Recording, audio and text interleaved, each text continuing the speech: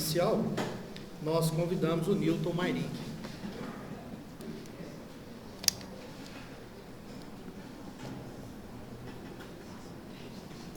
Boa noite, meus irmãos. Nós vamos ler o capítulo 13 do Evangelho, que a vossa mão esquerda não saiba o que dá a vossa mão direita, os itens 13 e 14. Fala assim: chamo-me caridade, e sou a rota principal que conduz a Deus. Segui-me, porque sou o objetivo a que todos deveis visar. Essa passagem do Evangelho, gente, ela vem nos ensinar e nos fazer um chamamento da necessidade da caridade. E deixa muito claro como sendo o caminho para a nossa felicidade eterna, que seja o que temos que buscar para a nossa transformação moral, para a nossa evolução. É necessário a caridade. Muitas vezes, muitas pessoas entendem a caridade só como aquele ato da esmola. Ela é muito mais ampla do que isso. A esmola, ela, em algum momento, ela é necessária, porque ela cura aquela necessidade, aquela aflição de um determinado irmão, mas a caridade é mais ampla. A caridade a gente pratica no nosso dia a dia, em todo momento, com os nossos familiares, nos nossos lares, com os nossos amigos, colegas, locais de estudo, de trabalho. A todo instante a gente pratica a caridade, nas nossas ações, nos nossos pensamentos, nas nossas atitudes. E quando a gente pratica a verdadeira caridade, a gente está, na verdade, exercitando todas as virtudes, seja a paciência, a benevolência, a humildade. A verdadeira caridade traz todas essas virtudes, na acepção da palavra. Ao mesmo tempo, ela combate todos os vícios da alma.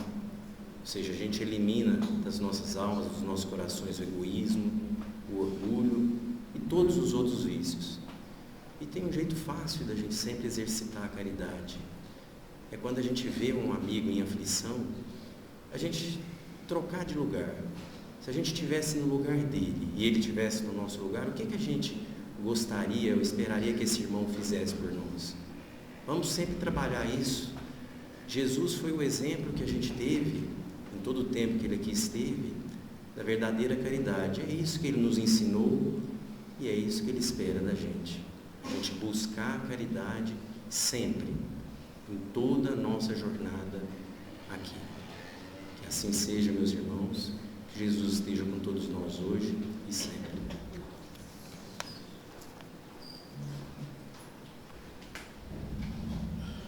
Vamos todos nós agora serenar os nossos pensamentos.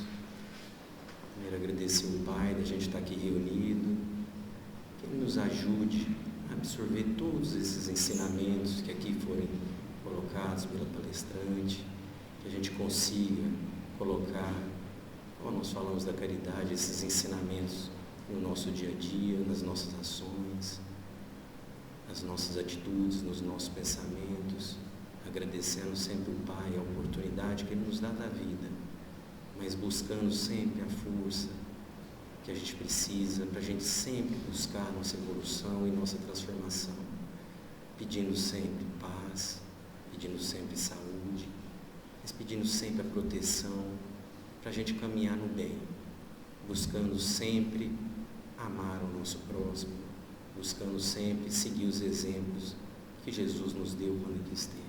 Que assim seja.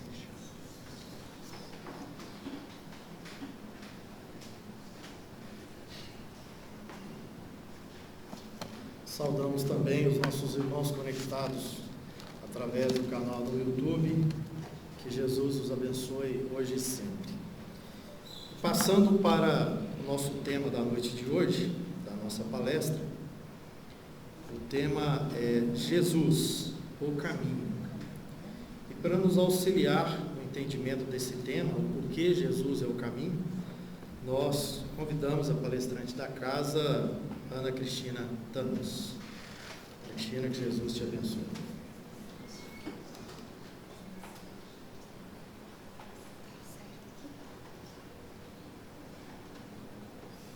A pessoa é baixa, né? Tem que baixar.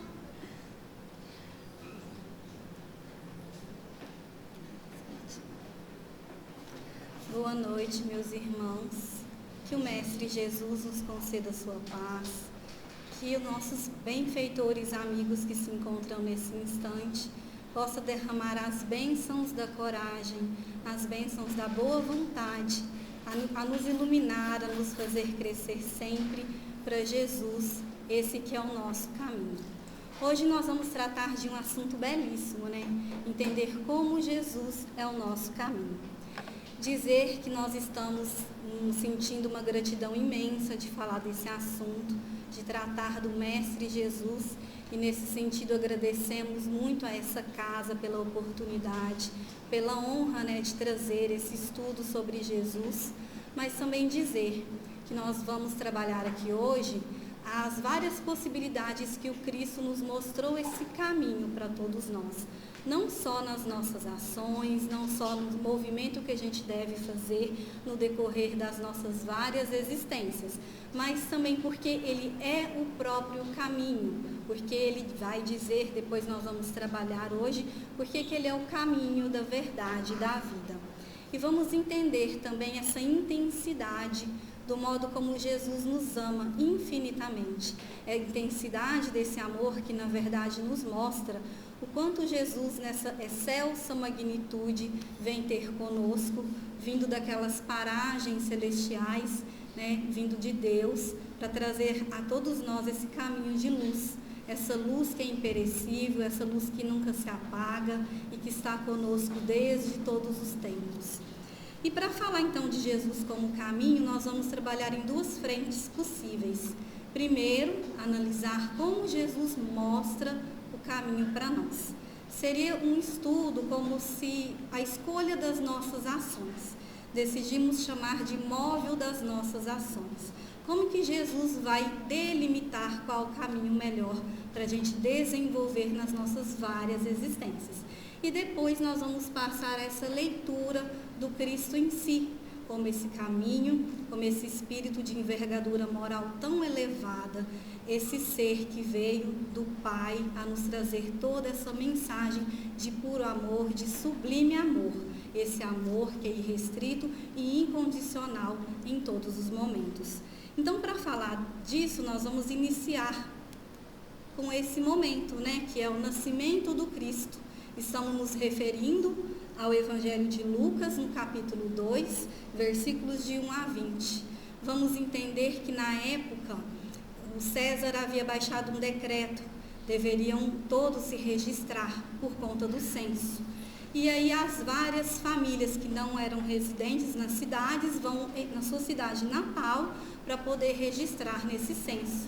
Sabemos então que José era de Belém, então vai fazer esse trajeto de Nazaré a Belém para poder se registrar nesse censo. Só que como era longa, né, a comitiva se demorava bastante, e então ele vai com Maria já no seu período final de gestação e vai chegar até Belém e ela já vai dar entrada, né, digamos assim, dar a luz ao seu menino. Por conta do censo, a cidade estava lotada. Então, ele não consegue encontrar nenhuma hospedaria, nenhuma hospedagem.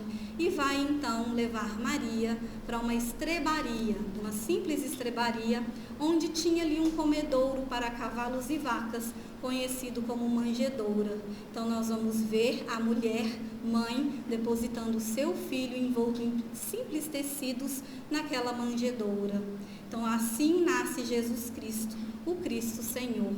E ali havia pastores naquela região, vão receber a visita de nobres anjos para glorificar o Filho, o Senhor, que nascia naquela ocasião.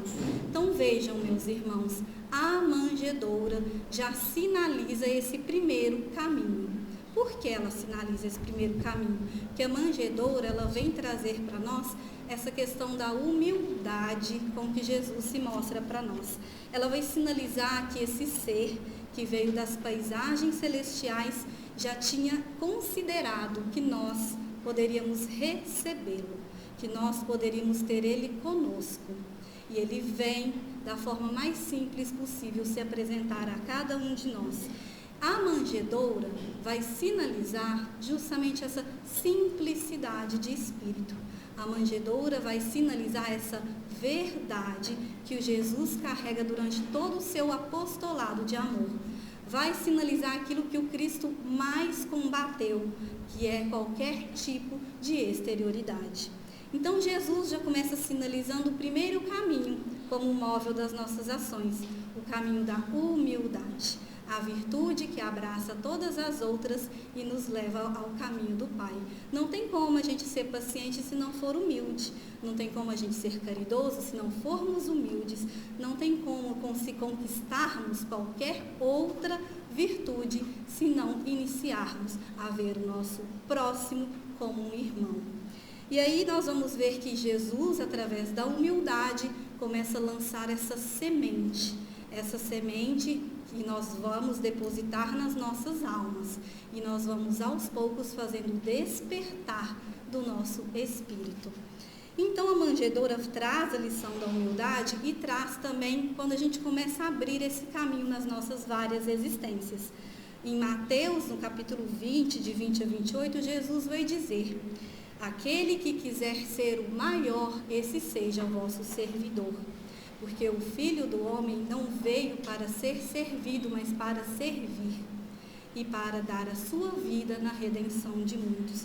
Com essa frase, o Cristo já coloca o que era a proposta dele através da humildade. Com essa frase, nós vamos entender que o início do trajeto passa por essa via, a via da atitude simples, da atitude da humildade.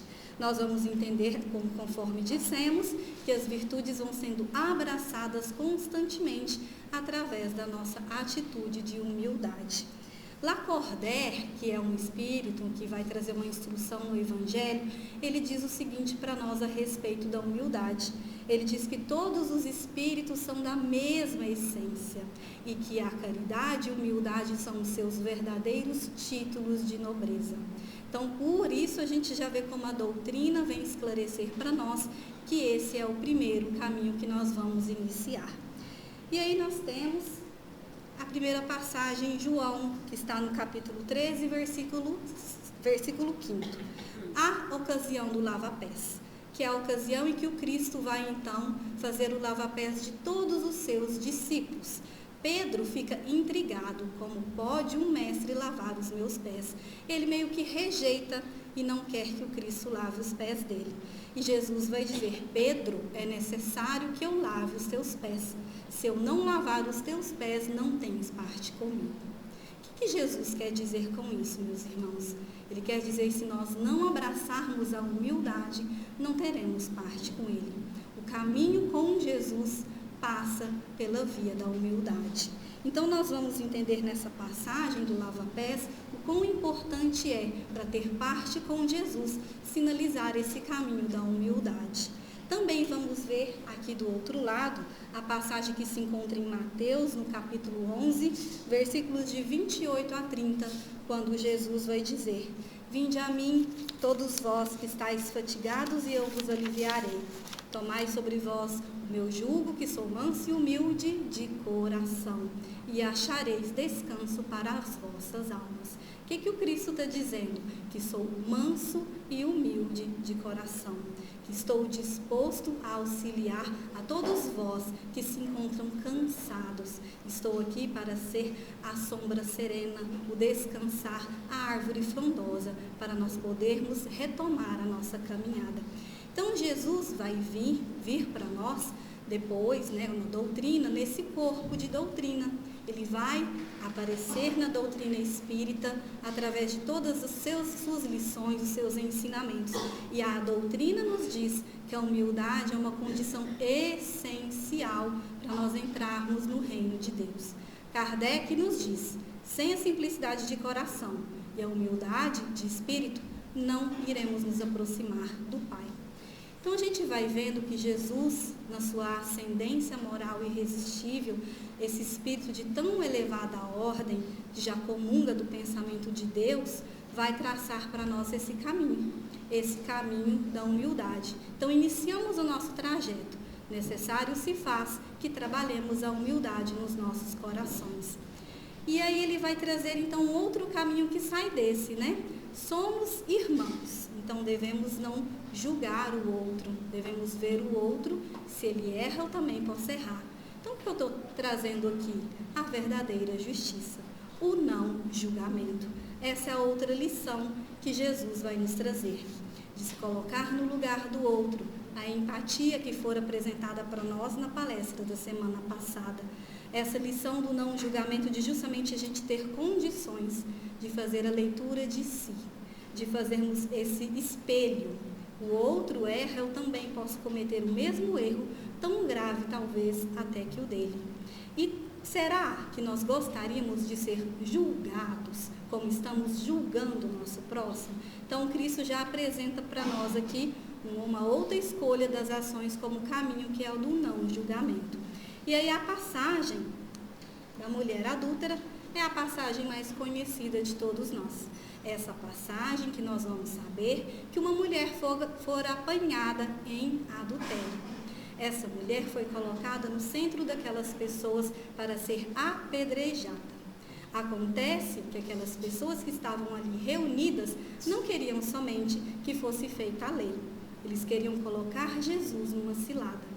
Uma cilada porque, dependendo da resposta do Cristo, uma concordância ou uma discordância, ele estaria ou em desacordo com a lei mosaica ou em desacordo com a lei de César. Então, era uma cilada para pegar Jesus. Mas Jesus, com sua grandeza, com a sua sublimidade, saberia trabalhar um grande ensinamento nesse momento. O que ele faz? Ele abaixa e começa a escrever na terra. E ali ele vai dizer: quem dentre vós estiver sem pecado, que atire a primeira pedra. Então, o que Jesus faz nesse caminho do não julgamento? Ele tira o olhar exterior e volta para a visão interior.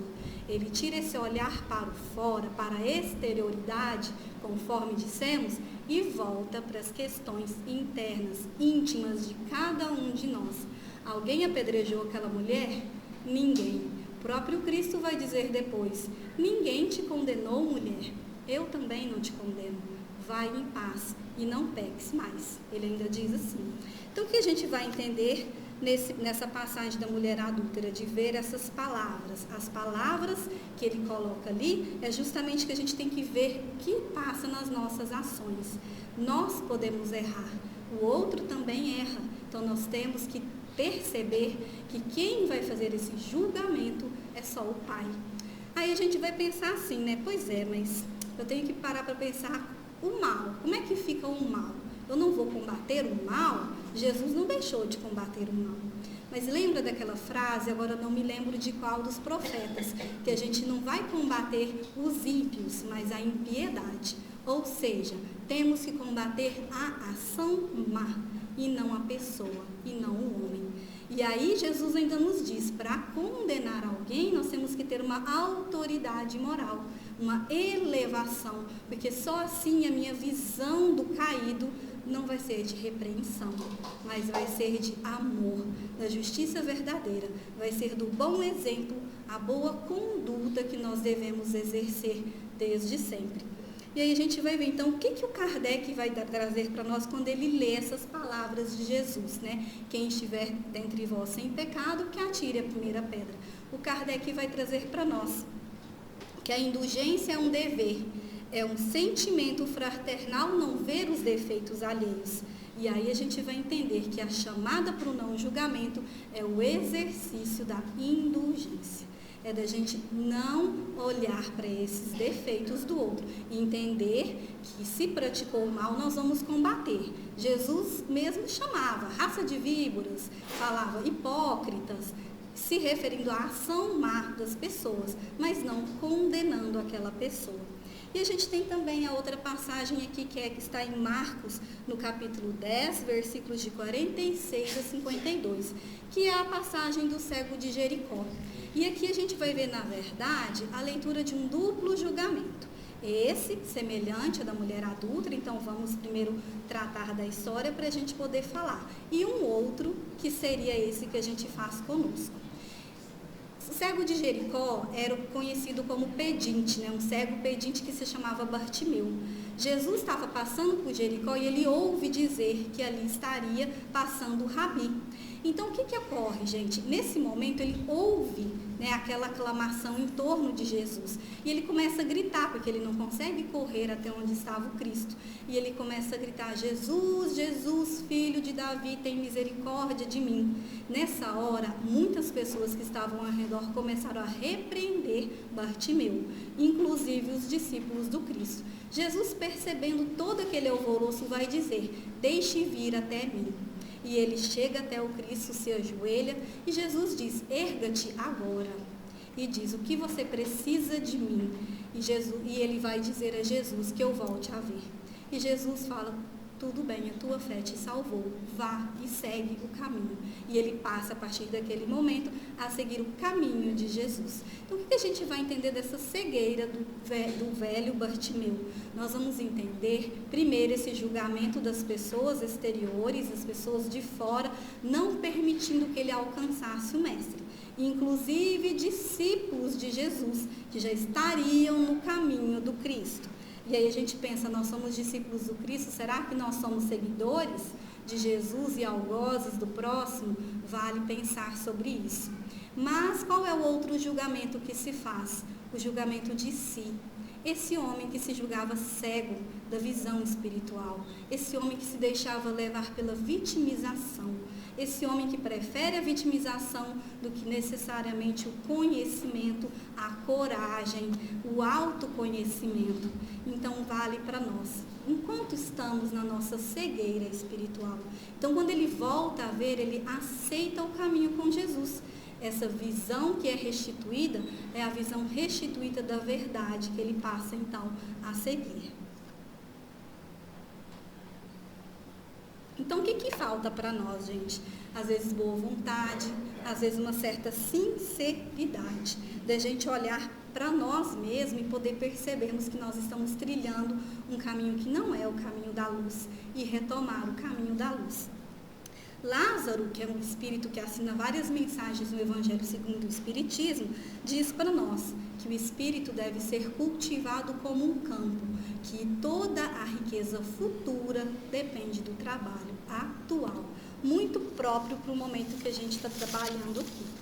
Então, a gente vai para o terceiro momento, né? O terceiro caminho. Assumimos a humildade, chegamos no não julgamento. E o que nos falta? Coragem. Então, a coragem é sinalizada pelo Cristo como outro caminho, com ele, que a gente vai seguir com ele. Porque Jesus foi corajoso em vários momentos. Mas como é que a gente vai trabalhar a coragem com Jesus? Como é que esse caminho trilhado com Jesus? Nós vamos ver isso na observação dos nossos atos. Se nós estamos sendo severos conosco mesmo, no sentido de fazer essa leitura das inferioridades, mas é uma severidade que tem que ter um certo equilíbrio, senão nós vamos também dar vazão a uma severidade tão grande e vamos nos vitimizar. Então, a gente tem que ter esse equilíbrio, essa consciência, porque a vontade é de sempre crescer, é de sempre nos erguermos diante do Pai e, se vermos algum caído, reerguermos esse irmão também, porque a transformação na humanidade só será coletiva quando se inicia no individual e passa, então, à coletividade. E aí, então, a coragem, ela foi sinalizada pelos primeiros cristãos. O trajeto dos primeiros cristãos passava pela coragem. Vamos ver no Atos dos Apóstolos, Estevão ser apedrejado diante de Saulo de Tarso, para que Saulo de Tarso assumisse a sua propagação do Cristo como Paulo. E Paulo depois será perseguido e combatido várias vezes, inclusive assassinado em nome do Cristo. Quantos outros cristãos vão aos circos serem comidos por feras, cantarem cânticos de louvor enquanto estão na fogueira? A coragem dos primeiros cristãos mostra a coragem do Cristo. E aí a gente vai então para esses momentos de coragem do Cristo. O que a gente tem ali do outro lado, né? A passagem de Mateus, no capítulo 14, de 22 a 33, que é justamente quando Jesus caminha sobre as águas. O que foi esse acontecimento? Jesus estava, né, com seus discípulos, mas ele não vai na embarcação. Ele fica no monte fazendo as suas orações, enquanto os discípulos vão lá naquele trajeto. Acontece uma tempestade em alto mar, e os discípulos ficam todos desorientados, com muito medo. E Jesus, fazendo oração, né, em perispírito, vai ter com eles ali. Eles, vendo ao longe, acreditam ser um fantasma, até que o Cristo aparece mais próximo e diz: animai-vos, sou eu, não temais. Eles ficam felizes de ver que o Cristo for ali auxiliar, apacentando inclusive a tempestade. Depois nós vamos ver Pedro fazendo o sinal de que queria ir ao encontro de Jesus. E Jesus diz: vem, seja corajoso, né? E ele vai. Mas até onde vai a coragem de Pedro? Até uma parte que logo ele afunda, né, gente? Nesse afundar, o Cristo vai dizer: homem de pouca fé, por que duvidaste? E aí vem a pergunta para nós: por que nós duvidamos, se nós já sinalizamos o caminho com Jesus? Por que nós lamentamos a nossa, às vezes, atual jornada? Por que nós temos medo de determinada circunstância se abraçamos a coragem de estar no caminho com Jesus? Essas são perguntas que não devem calar, devem ser feitas constantemente no nosso íntimo, no nosso coração. E Kardec vai dizer o seguinte: o que nós semeamos na terra, nós vamos colher na vida espiritual. Os frutos da nossa coragem ou da nossa fraqueza. Será que é a nossa condição evolutiva que impede a gente ter coragem? Pode ser que sim, mas talvez será muito mais pela nossa imprevidência, pela nossa preguiça, pelo nosso desânimo. Então tomemos cuidado com isso. Tomemos cuidado para a gente realmente assumir a coragem com Jesus, a coragem no caminho com Jesus. E o outro momento que a gente tem aqui é a da mulher hemorroísa, né? A mulher com fluxo de sangue. E aqui a gente já vai ver um outro tipo de coragem, essa que a gente tem que laçar. Essa coragem da mulher que já tinha esse fluxo de sangue por longos anos, mais de 10 anos, e não encontrava solução. Até que ela ouve que o Cristo passaria por ali, e ela corre para encontrar o Rabi. O que a gente tem ali, meus irmãos? Justamente o momento em que ela toca nas vestes do Cristo, porque ela não consegue falar com ele. Só dela tocar nas vestes, ela se cura. E Jesus na hora para e diz assim: alguém me tocou.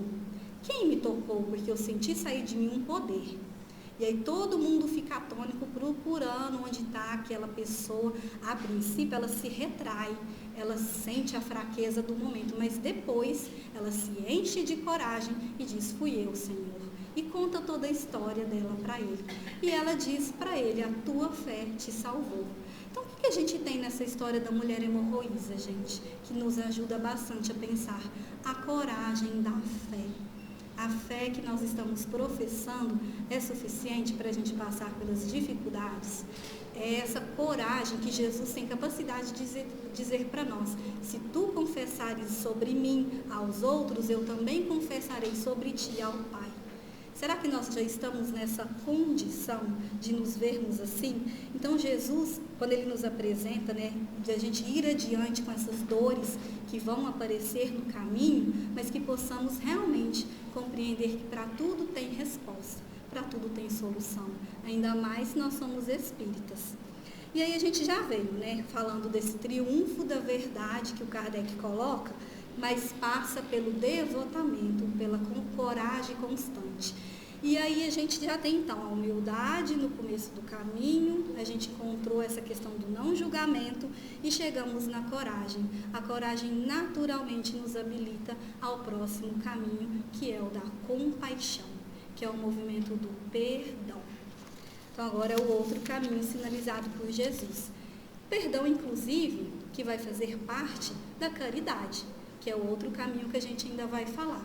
Mas por que é importante a gente dizer que é a parte da caridade? Estamos nos referindo à questão de 886 do Livro dos Espíritos, quando Kardec pergunta qual o verdadeiro sentido da palavra caridade como entendia Jesus. E o que os Espíritos vão responder? Benevolência para com todos, indulgência para as imperfeições alheias e perdão das ofensas. Então, quando Cristo entende dessa forma, o que a gente veio traçando então como caminho? A humildade que vê do outro como um igual já nos coloca como possibilidade de sermos benevolentes. Já falamos da indulgência, que é um sentimento fraternal, e chegamos então no perdão das ofensas. O perdão que vai conduzir essa caridade, que é o nosso próximo caminho. Então vamos para as passagens para a gente poder entender como Jesus sinaliza esse caminho. O primeiro caminho do perdão passa pelo movimento entre Pilatos e Jesus, aquele momento em que o Cristo recebe a injusta condenação. Ali nós não vamos ver Jesus ser rebelde, não vamos ver Jesus contrariar a decisão de Pilatos, nem se colocar contra o povo. Em nenhum momento vamos ver que ele mesmo nos diz que é manso e humilde de coração. Essa ideia do cordeiro, né? Essa pessoa que é mansa, que tem o coração manso. Vamos ver Jesus ali diante daquele homem que colocava, lava as minhas mãos. Lavava as mãos, mas traçava o caminho daquele justo, a condenação daquele justo. Nós vamos ver todas aquelas pessoas humilhando Jesus, desprezando Cristo, ferindo, violentando o seu corpo físico.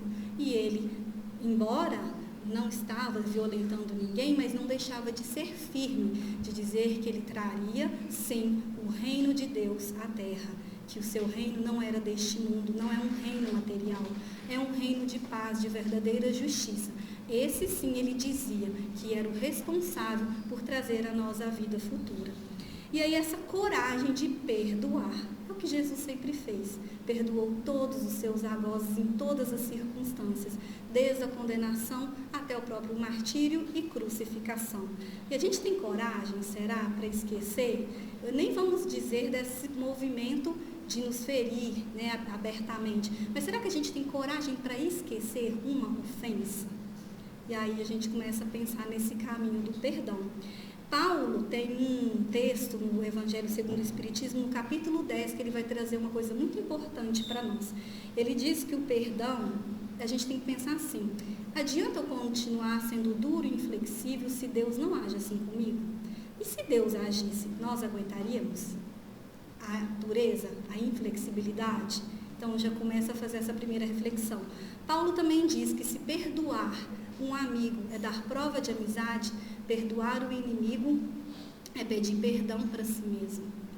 Paulo vai dizer que existem dois tipos de perdão, o perdão dos lábios e o perdão do coração.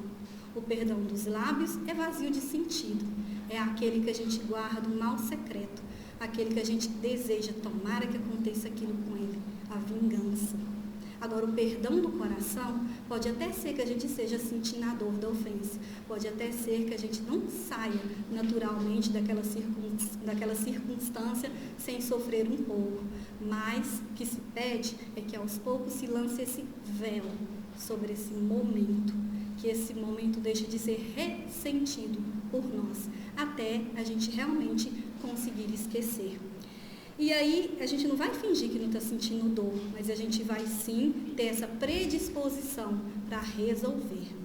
Jesus mostrou muito bem esse sublime caminho, nesse outro momento, de Mateus capítulo 5, 43 a 46, quando ele fala: amai os vossos inimigos, orai pelo que vos perseguem e caluniam, para serdes filhos de vosso Pai que estás nos céus, que faz nascer o sol sobre bons e maus e cair chuva sobre justos e injustos. Então, quando Cristo nos traz essa passagem para a gente amar esse inimigo, então nós vamos compreender, se amar já é uma aplicação sublime, que dirá a aplicação trazida para os nossos inimigos. Então, o que a gente vai entender com essas duas passagens no caminho do perdão? É o exercício, é um constante exercício, é um hábito no nosso caminhar. Então, já chegamos aqui, considerando o caminho do perdão, e vamos então ao caminho que a gente falou, que é o da caridade, que já estava previsto, né, conforme nós dissemos. No caminho da caridade, vai estar sempre atrelada a ideia da paz. A paz que nos acontece porque vamos ao movimento da caridade. A caridade que é esse amor em ação, essa virtude mais meritória de acordo com os espíritos superiores. Essa virtude que é a caridade desinteressada, que segundo alguns espíritos é a própria emanação do Criador. Então, na caridade, quando a gente vai para o exemplo da caridade, a gente nem precisa ser espírito puro, meus irmãos. Só da gente ir aos poucos, né, alcançando as pessoas, fazendo a caridade moral ou material, aquilo que a gente consegue, no limite das nossas forças, a gente já consegue uma paz de espírito, a gente já consegue uma consolação, a gente já vai conseguindo as alegrias que a gente acreditava infinitas só lá na perfeição. a gente vai encontrando remédio e cura para os nossos males, tanto físicos quanto espirituais. Então, só nesse movimento inicial da caridade, nós já vamos ter tudo isso conosco. Então, Jesus vem trazer essa disposição para nós, de sermos caridosos, e é esse caminho que a gente precisa seguir. Lucas 24, 36 a 53, a aparição de Jesus. Quando ele já havia morto o corpo físico, vai aparecer para os seus discípulos. Naquele momento, eles ficam amedrontados com a figura, mas logo reconhecem Jesus. E o que Jesus vai dizer para eles naquele momento? Paz seja convosco. E aí ele começa a explicar por que eles têm que ser felizes, alegres de dar continuidade à mensagem da Boa Nova.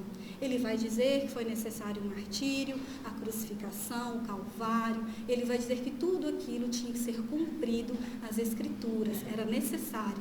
Mas depois ele vai dizer que temos que ser caridosos no caminho, que passa pela caridade, pelo amor constante em ação. Então ele vem para trazer essa paz, para poder que os seus discípulos constituam o caminho da caridade. E aí a gente vai pensar, e a doutrina, como é que ela trabalha isso conosco, né?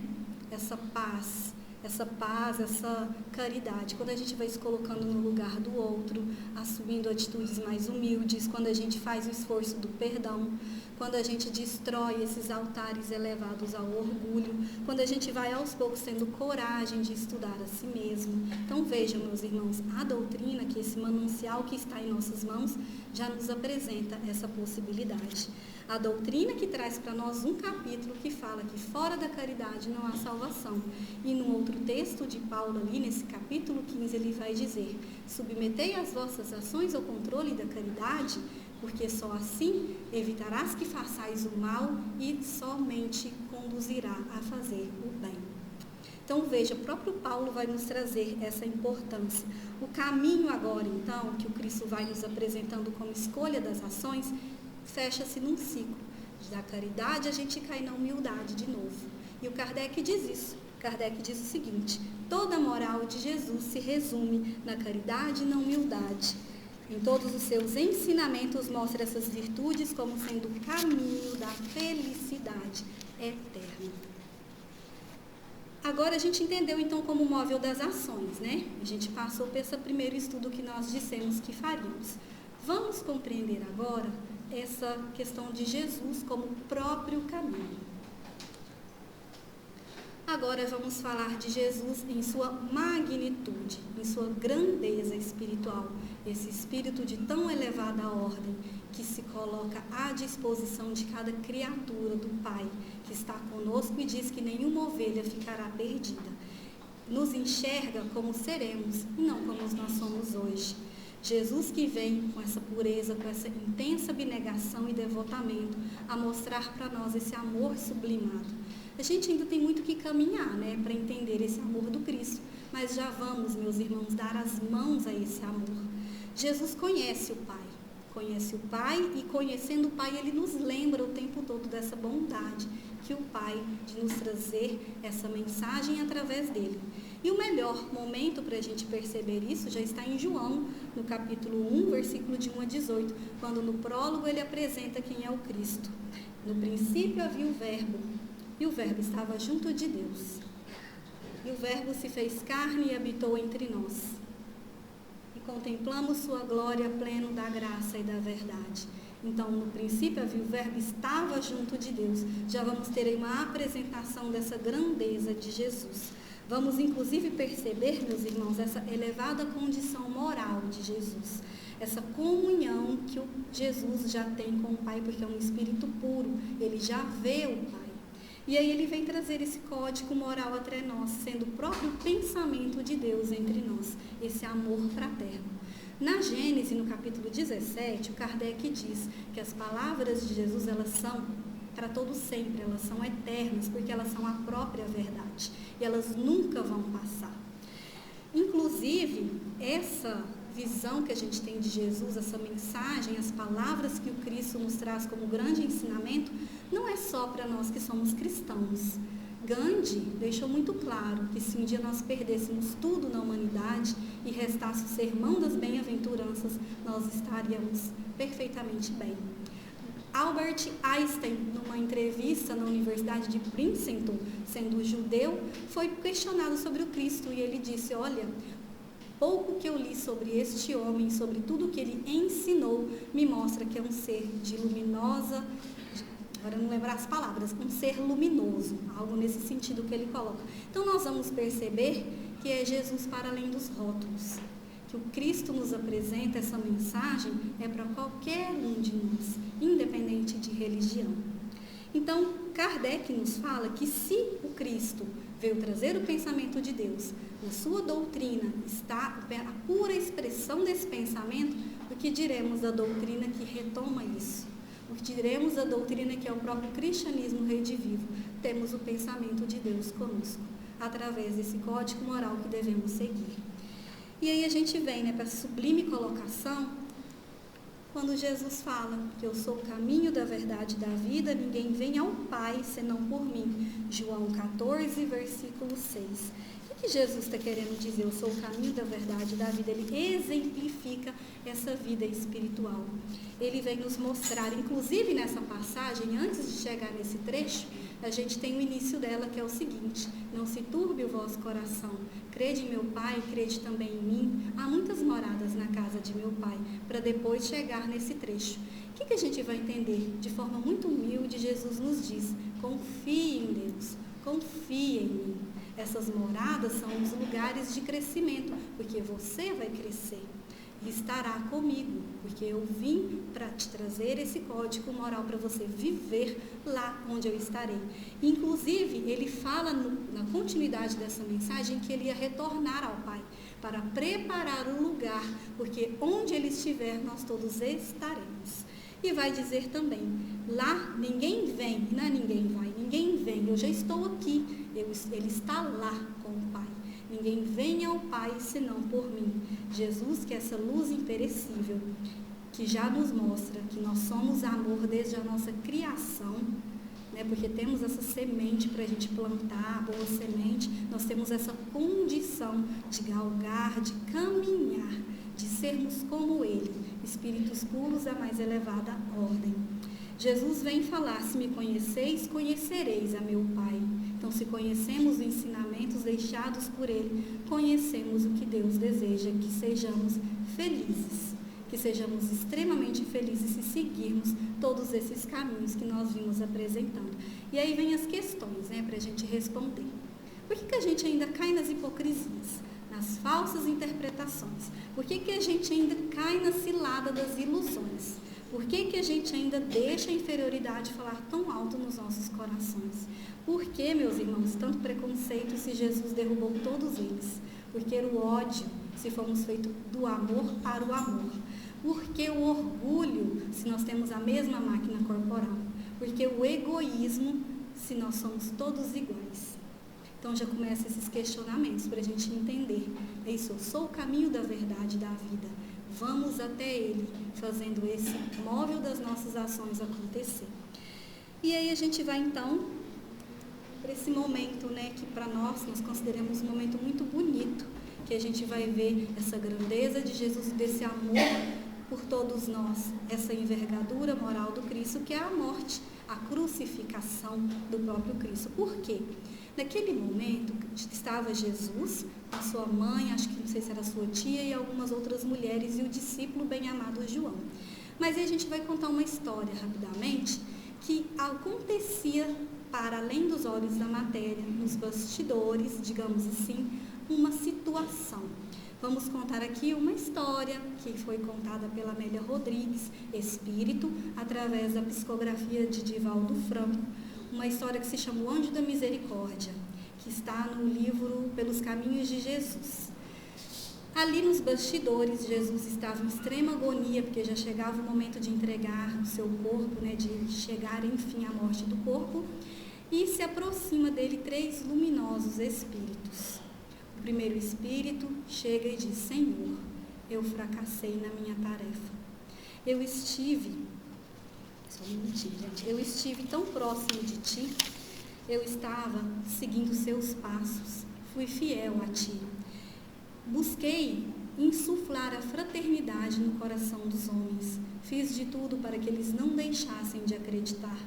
Mas quando Pedro te negou 3 vezes, fui acolher esse irmão, mas ele não me ouvia. Então, sentindo que não seria mais capaz de aqui ficar, peço-te, Senhor, que eu vá contigo. Eu sou a fé. E depois nós vamos ver o segundo espírito se acercar do Cristo, também em extrema agonia, e dizer a Jesus: Senhor, eu também fracassei na minha tarefa. Eu fui vivenciar as lições contigo, eu estava todo voltado para a moral que o Senhor ensinara. Quantas pessoas vi em desespero e loucura e tentei acalmá-las, mas eles ouviram a sua palavra e conseguiram acreditar. Mas também tinham aqueles que choravam pela dor da saudade e ouviram a sua palavra e conseguiram dar continuidade. Mas eu me aproximei de Judas, naquela loucura insana de tirar a própria vida. Tentei de tudo trazer ternura ao seu coração, mas nada aconteceu. Então, venho aqui te pedir para ir contigo. Eu sou a esperança. O terceiro espírito se aproxima do Cristo e vai dizer: eu também quero ir contigo. Eu sou aquele que estava contigo todo o tempo, que abriu caminhos, todos os caminhos. Fiz morada no coração dos homens, aqueles que me permitiram que eu entrasse. Eu sustentei a fé, eu motivei a esperança. Mas agora, vendo tamanha ingratidão, Senhor, deixa-me ir contigo. Eu sou a caridade.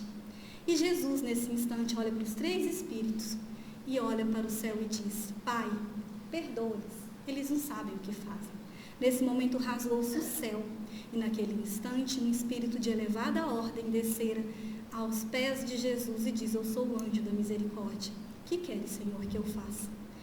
E Jesus vai dizer: ficarás com todos esses 3 espíritos no mundo, para que eles nunca deixem os homens esquecer quem eu sou.